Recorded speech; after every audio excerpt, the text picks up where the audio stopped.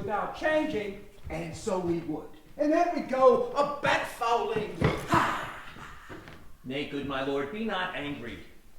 No, I warrant you. I will not adventure my discretion so weakly. Will you laugh me asleep? For I am very heavy. Go, sleep, and hear us.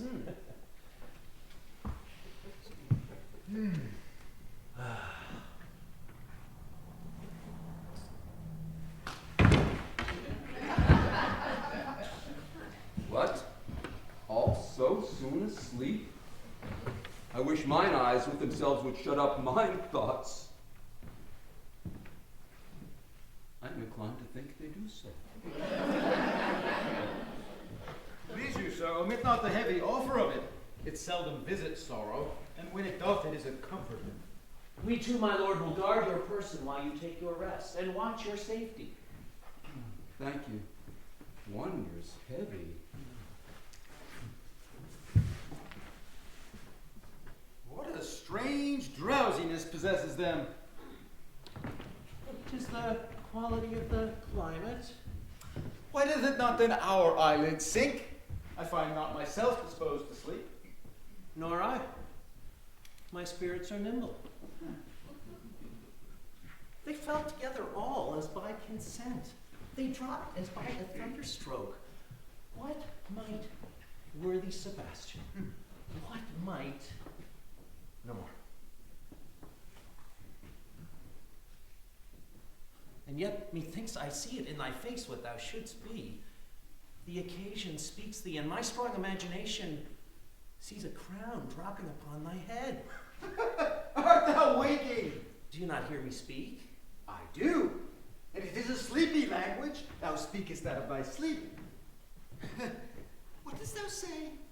'Tis a strange repose, being asleep with eyes wide open, standing, speaking, moving, and yet so fast asleep. Noble Sebastian, thou lett'st thy fortune sleep. Die rather, winks while thou art waking. Let us snore distinctly. There's meaning in thy snores. I am more serious than is my custom. You must be so too, if heed me, which to do trebles thee o'er. I am standing warm. I'll teach you how to flow. Do so. To ebb hereditary sloth instructs me. Oh, if you but knew how you the purpose cherish, while thus you mock it, how in stripping it you more invest it. Ebbing men indeed most often do so near the bottom run by their own fear or sloth. Prithee, speak on. The setting of thine eye and cheek proclaim a matter from thee, and a birth indeed that throws thee much to year. Thus, sir, although this lord of weak remembrance, this who shall be of as little memory when he is earth, hath here almost persuaded, for he's a spirit of persuasion, only professes to persuade the king his sons alive. 'Tis as impossible that he's undrowned as he that sleeps here swims. I've no hope that he's undrowned. Oh, out of that no hope, what great hope have you? No hope that way is another way so high a hope that even ambition cannot pierce a wink beyond, but doubt discovery there. Will you grant with me that Ferdinand is drowned? He's gone. Tell me then, who's the next heir of Naples? Clara. She that is queen of Tunis. She that lives 10 leagues beyond man's life. She that from Naples can have no note, unless the sun were post, the man in the moon's too slow, till newborn chins be rough and razorable. She that from whom we were all sea swallowed, though some cast again, and by that destiny to perform an act whereof what's past is prologue, what to come in yours and my discharge. What stuff is this? What sayest thou? 'Tis true my brother's daughter's queen of Tunis, and so is she heir of Naples. Twixt region there is some space. A space whose every cubit cries out, how shall that Clarabelle measure us back to Naples? Keep in Tunis, and let Sebastian wake. say this were death that now hath seized them. They were no worse than now they are. There be that can rule Naples as well as heathen sleeps, or if it can prate as amply and unnecessarily as this Gonzalo, I myself could make a chuff of as deep chat. Oh, that you bore the mind that I do. What a sleep were this for your advancement. Do you understand me? Methinks I do. And how does your content tender your good fortune?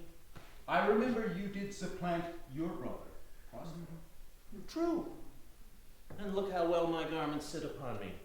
Much feeter than before. My brother's servants were then my fellows.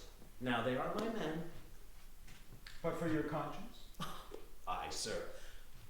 Where lies that?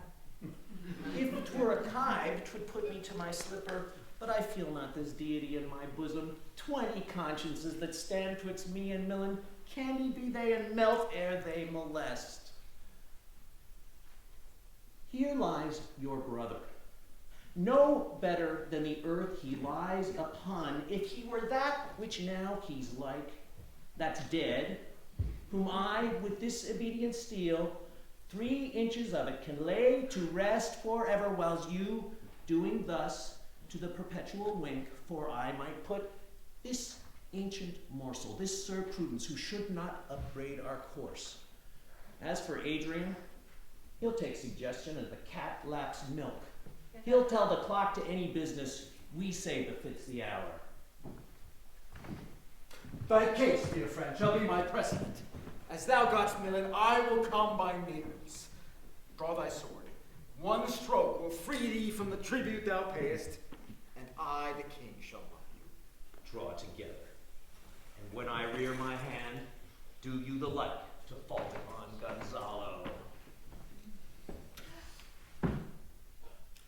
Oh, but a word. My master through his art foresees the danger that you, his friend, are in, and sends me, for else his project dies, to keep them living. Whiles you here do snoring lie, open-eyed conspiracy his time doth take. If of life you keep a care, shake off slumber and beware. Awake! Awake! And let us both be sudden. Now could angels preserve the king? Why? How now, ho! Awake? Why are you drawn? Wherefore this ghastly looking? What's the matter? Whilst we stood here securing your repose, even now we heard a hollow burst of bellowing like bulls, or rather lions. Does not wake you. Struck mine ear most terribly. I heard nothing. Oh, 'twas a din to fright a monster's ear, to make an earthquake. Sure it was the roar of a whole herd of lions.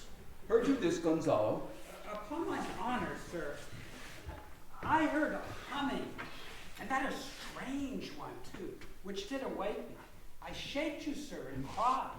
As mine eyes opened, I saw their weapons drawn. There was a noise, that's verily. 'Tis best we stand upon our guard, or that we quit this place. Let's draw our weapons. Leave off this ground, and let's make further search for my poor son. Heavens keep him from these beasts, for he is sure in the island. Leave away.